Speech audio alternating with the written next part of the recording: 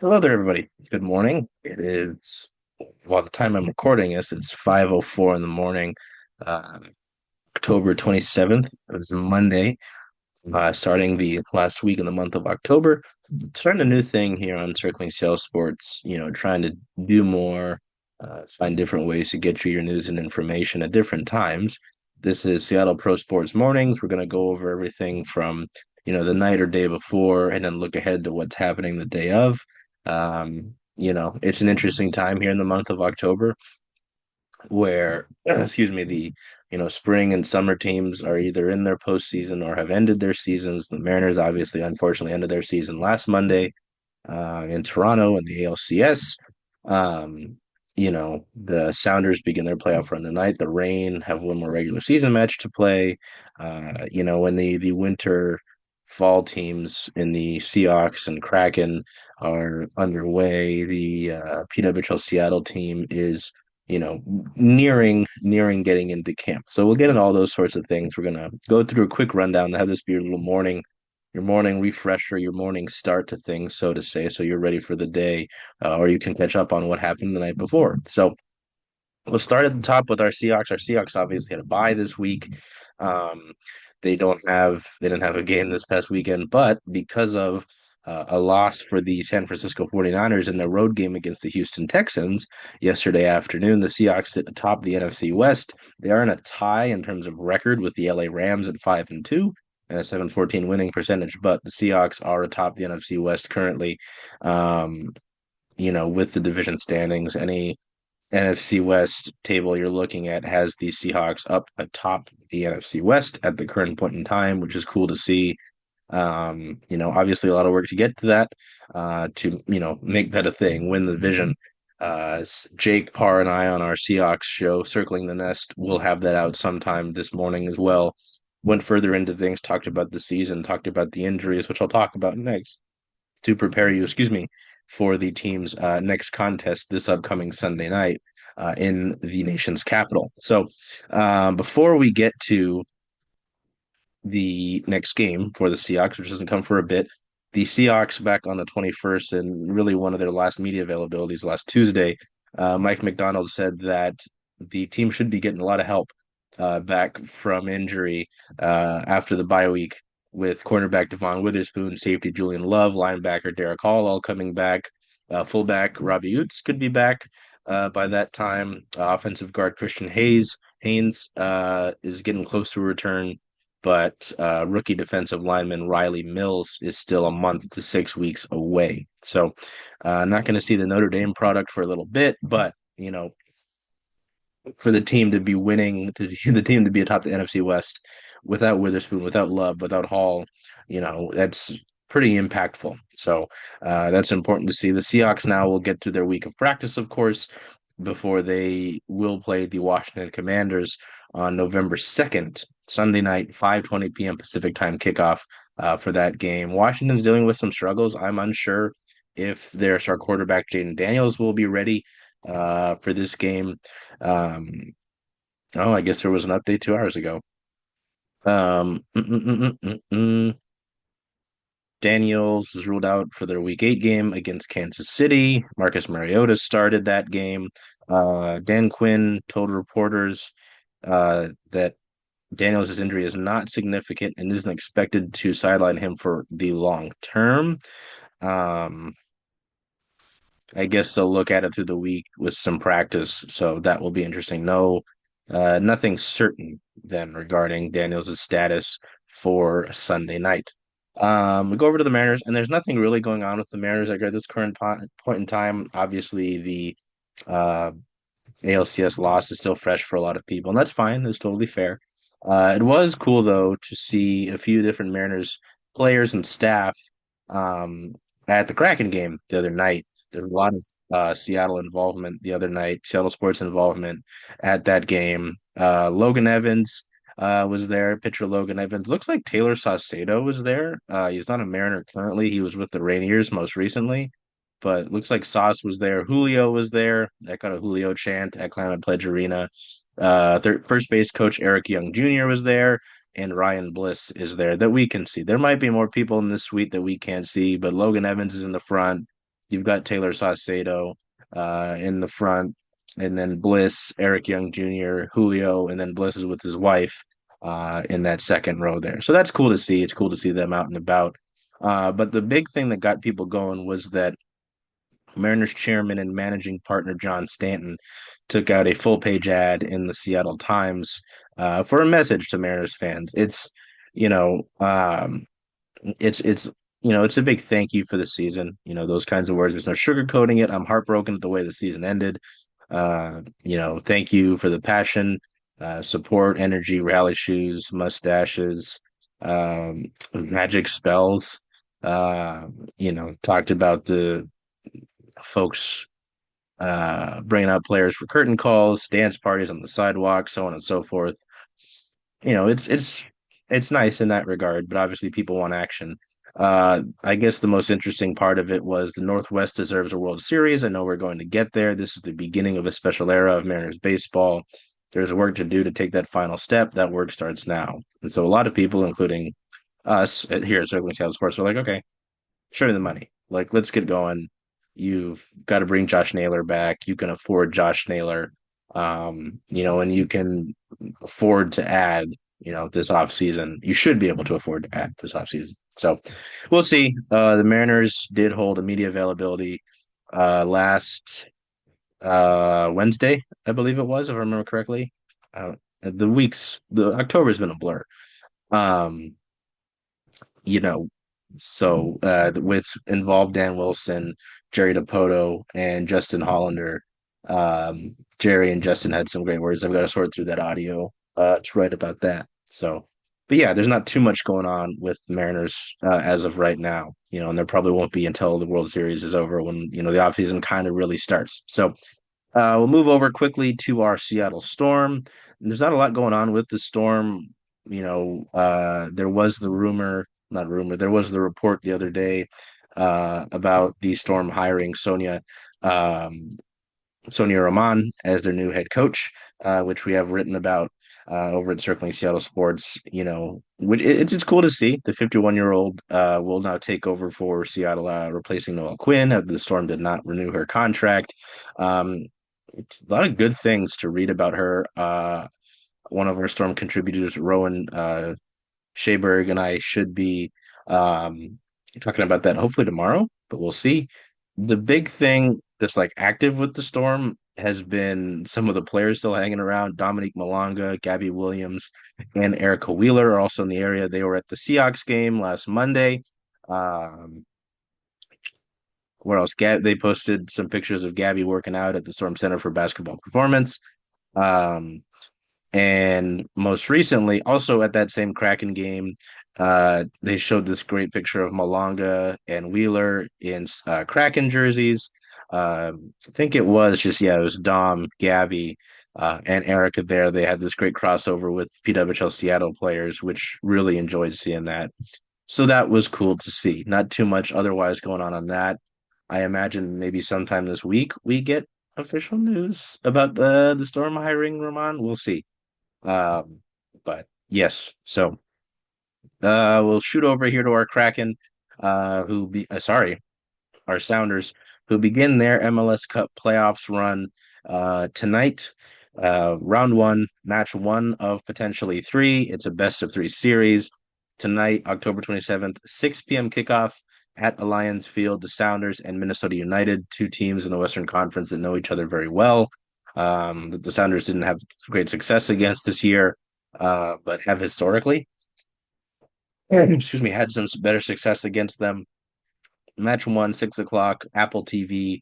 Match two of this first round series comes next Monday, November 3rd, at Lumen Field. That one, I believe, is a 7:30 kickoff time. Back here at home, we'll be there for that. Yep, 7:30 kickoff. So that one happens tonight. We'll be covering that and watching that play out.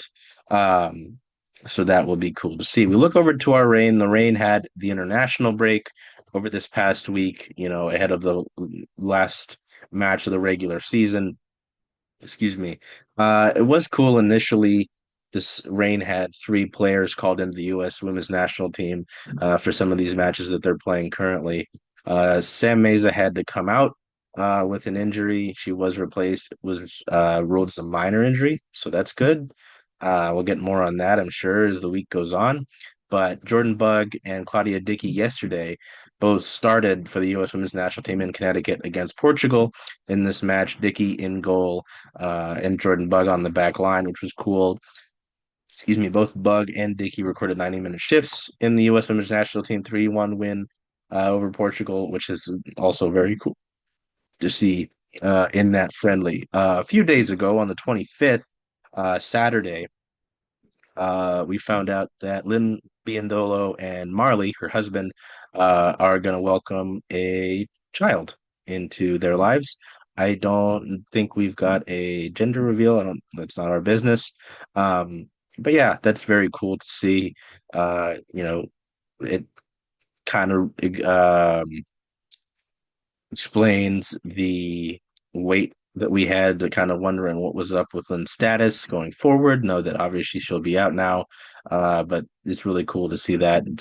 I don't want to say a good reason because it feels weird for us to place any sort of label or judgment on it, you know. So, but it's really cool to see that. And the same day on the 25th, just Fishlock played her final match for Wales, retiring from international play. Pretty remarkable, 166 caps, 48 goals, the most capped international player for Wales, and a record goal scorer, and scored Wales's first ever goal at a women's major tournament. So pretty remarkable for Jess, who has said she does want to play one more year for the club.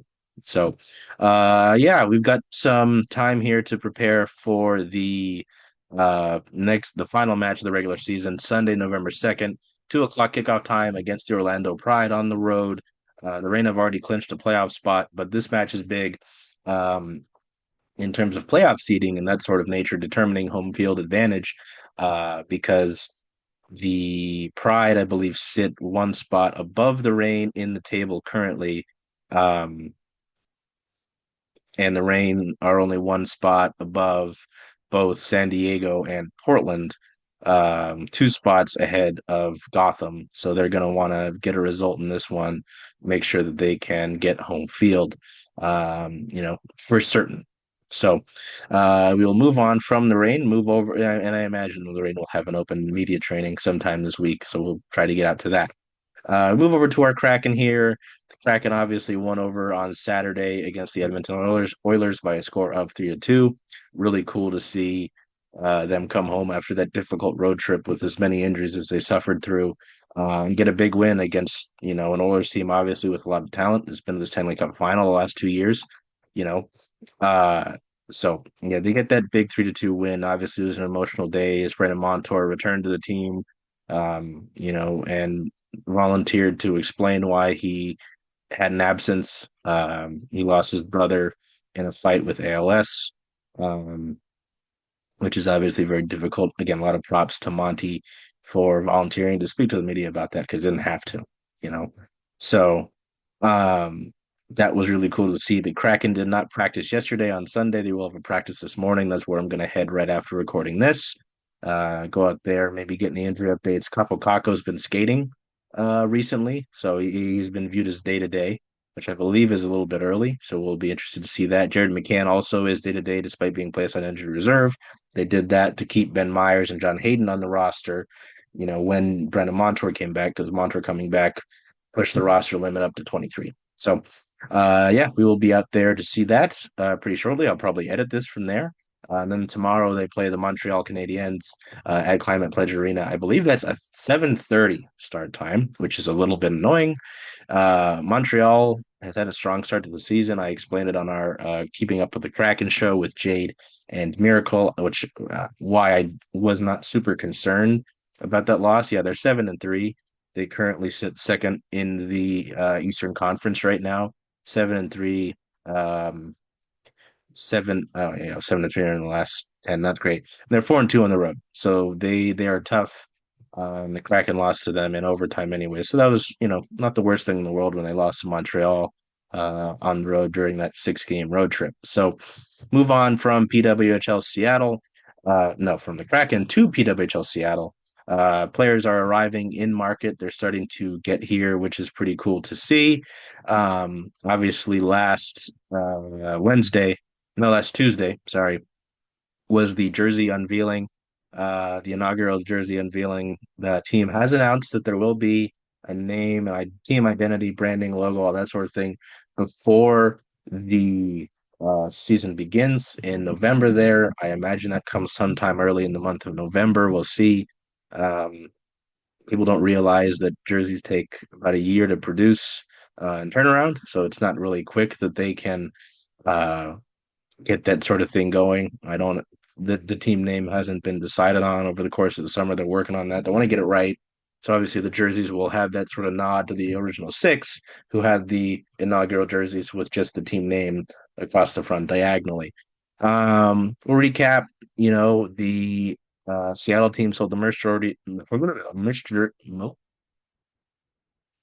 jerseys ordered in a single day in PWHL history, which was pretty cool after day one of the unveiling. Um, but otherwise, we started to see players in market. Hillary Knight was on the Kraken Hockey Network for that Kraken game on Saturday. She led the surge ahead of the game. And there was a good group, I believe, what is this? About six players in market, including CJ Jackson, um, Corinne Schroeder, Hannah Murphy. I believe that's Mariah Kiopel. Um, Hillary Knight, obviously, as I just mentioned. Um, I will get the roster up officially so I can look at faces because otherwise sometimes I am bad with faces. Cool to see that start to happen, see the, players start to come into market there. I think November 7th is the first day that players officially start to come into market. And then a few days later, the national team players will be in market, and we'll start to get closer and closer to training camp. I believe the first media availability day we get is Tuesday, the 11th, at the Kraken Community Esplex. So it'll be cool to get closer and closer to that. Everything getting real, So, and the last thing, not super recent, but we want to get our Seawolves in here. The Seawolves back on the 22nd announced that Ina Futi and Malachi Esdale been named to USA Rugby Men's Eagles player pool for the 2025 Autumn Internationals. Those start November 1st versus Scotland, 10:40 a.m. Pacific time. They play two other matches, November 8th versus Georgia, Georgian Rugby, um, at 4 a.m. Pacific time, and then November 15th versus Rugby Romania at 7 a.m. Pacific time. You can watch all of those on Paramount Plus. So, hope you enjoyed the first edition of Seattle Pro Sports Mornings. I'm going to get this out here and maybe hopefully keep these kind of short. Until we see you next time, take care of yourselves, be well, do whatever you can to make today a great day. Hello there, everybody. Charles Hamaker here with Circling Seattle Sports. I'm joined by Jen Barnes of Rough and Tumble that we happen to be at right now. Yeah. Jen, why don't you talk to me a little bit about what we're announcing today, which is our partnership. I'm so excited about this. First of all, I just want to say thank you.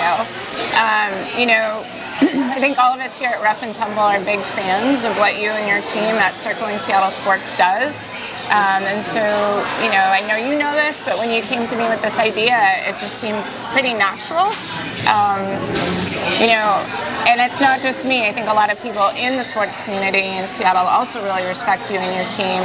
So it's exciting to kind of see these two things melding together, and we're really excited to start implementing some of the things and then hopefully seeing you guys a little bit more often.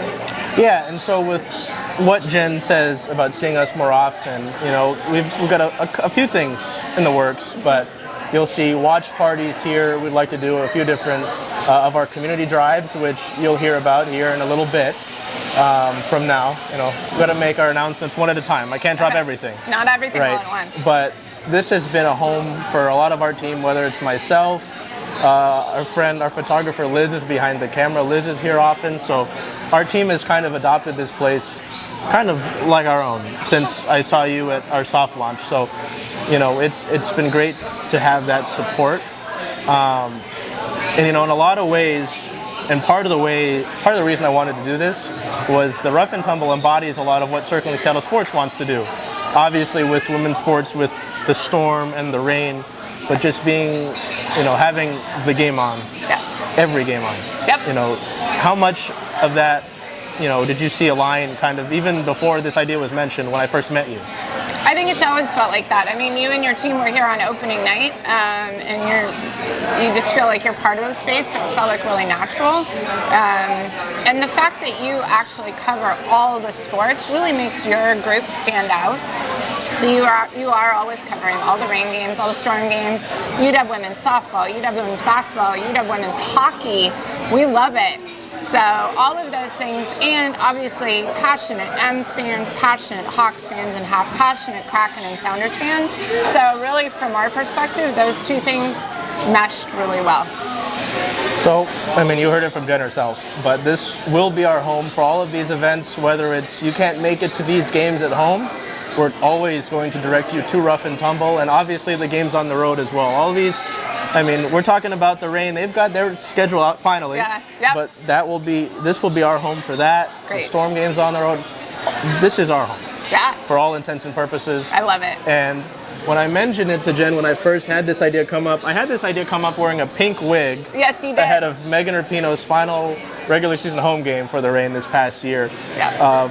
I told her it's because I wanted this to feel genuine. Yep. I wanted a connection to feel genuine, and it does. So that's what this is. Rough and Tumble is the home of Circling Seattle Sports, and I'm so excited to finally announce this partnership. I can't wait.